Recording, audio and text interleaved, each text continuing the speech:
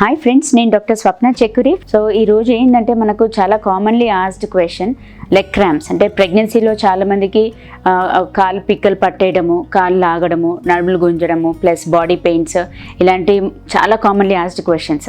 కాబట్టి అన్నిట్లో కూడా లెగ్ క్రాంప్స్ అనేది మోస్ట్ కామనెస్ట్ సిమ్టమ్.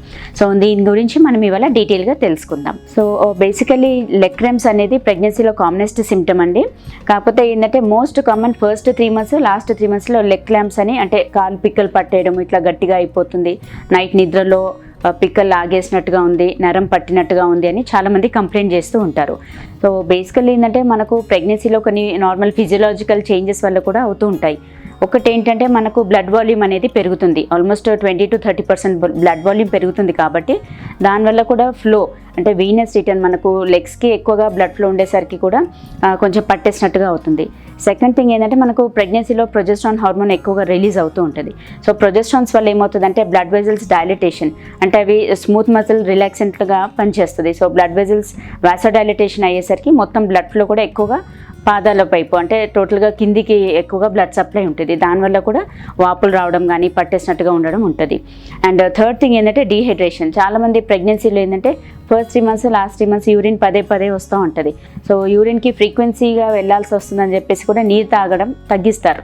సో అలా డీహైడ్రేషన్ వల్ల కూడా మనకు క్రాంప్స్ వచ్చే ఛాన్సెస్ ఉంటుంది. సో మనకు లెగ్ క్రాంప్స్ అనేది మోస్ట్ కామనెస్ట్ 3rd trimester, అంటే లాస్ట్ 3 months ఆఫ్ ప్రెగ్నెన్సీలో చాలా కామన్. అది ఎందువల్ల అంటే ఆ టైంలో ఎక్కువగా వెయిట్ గెయిన్ కూడా అవుతారు. సో వెయిట్ ఎక్కువ అయ్యేసరికి కూడా మనకు లెగ్స్ పైన ప్రెషర్ ఎక్కువై కూడా లెగ్ క్రాంప్స్ వస్తాయి. ఇంకో కామనెస్ట్ రీజన్ ఏంటంటే మనకు ఆల్మోస్ట్ 3rd trimesterలో బేబీ హెడ్ పెల్విక్ బోన్లో ఎంగేజ్ అవుతూ ఉంటుంది. సో బేబీ హెడ్ ఎప్పుడైతే పెల్విక్ క్యావిటీలో ఎంటర్ అయినప్పుడు పెల్విక్ నర్వ్ కంప్రెషన్ అయ్యే ఛాన్సెస్ ఉంటుంది. అలా ఆ నర్వ్ కంప్రెస్ అవ్వడం వల్ల కూడా మనకు లెగ్ క్రాంప్స్ వచ్చే ఛాన్సెస్ ఉంటాయి.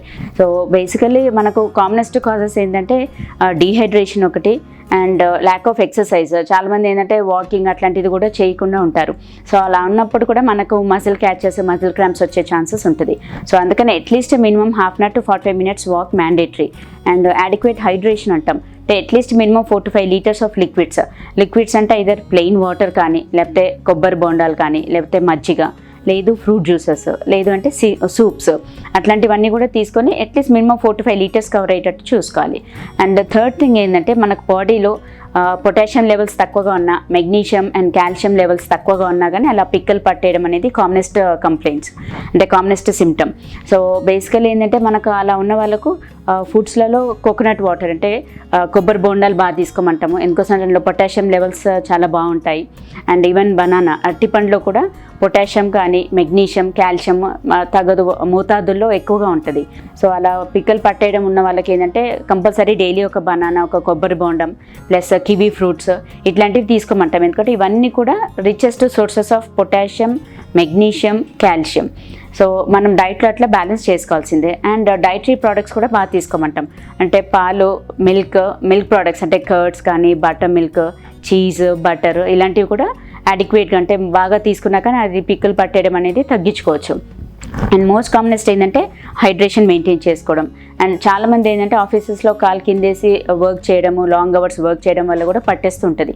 అలా ఉన్నప్పుడు ఏంటంటే కాఫ్ మజిల్ ఎక్సర్సైజెస్ కూడా చేయమంటాం, అంటే పాదాలు ఇట్లా కిందికి పెట్టినప్పుడు పైకి కిందికి అరిపాదాలు అట్లా కదిలిస్తున్నా కానీ మన కాఫ్ మజిల్స్ కాంట్రాక్షన్స్ అవుతూ ఉంటాయి.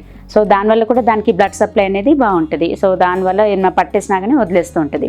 So adequate hydration, cough muscle exercises, plus చాలా ఇబ్బందిగా ఉంటుంది కొందరికి బాగా పట్టేసినట్టుగా ఉంటే ఏంటంటే వామ్ కంప్రెసెస్ పెట్టమంటాం, అంటే గోరువెచ్చని నీళ్ళలో టవల్ పెట్టేసి అంటే గట్టిగా పిండేసి ఆ కాఫ్ మజిల్స్ పైన పెట్టమని చెప్తాం. కొందరికి కోల్డ్ కంప్రెసెస్ కూడా యూస్ఫుల్గా ఉంటుంది, అంటే ఐస్ ప్యాక్స్ అలా పెట్టినా ఆ పెయిన్ తగ్గే ఛాన్సెస్ ఉంటుంది. సో ఈ జాగ్రత్తలన్నీ మనం తీసుకోవడం better. And so that we can avoid, అంటే ఆల్రెడీ కొంచెం అట్లా సిమ్టమ్స్ స్టార్ట్ అవుతున్నాయంటే మనం డైట్లో ఇవన్నీ తీసుకోవడం వల్ల దాన్ని నివారించవచ్చు. ఇంకోటి డైట్లో ఏంటంటే కుకుంబర్, మనకు అంటే కీరా దోస ఉంటాయి కదండి, అది ఓవర్ నైట్ వెనిగర్లో నానబెట్టేసి మార్నింగ్ అంటే వెనిగర్లో సోక్డ్ కుకుంబర్ తీసుకున్నా కానీ చాలా మటుకు లెగ్ క్రాంప్స్ అనేది మనం తగ్గించుకోవచ్చు. సో ఫ్రెండ్స్, ఈ వీడియో మీకు ఇన్ఫర్మేటివ్ అయినట్టు అనిపిస్తే, మీకు నచ్చినట్లయితే please like my video and subscribe to my channel and share with your friends and family members. Thank you.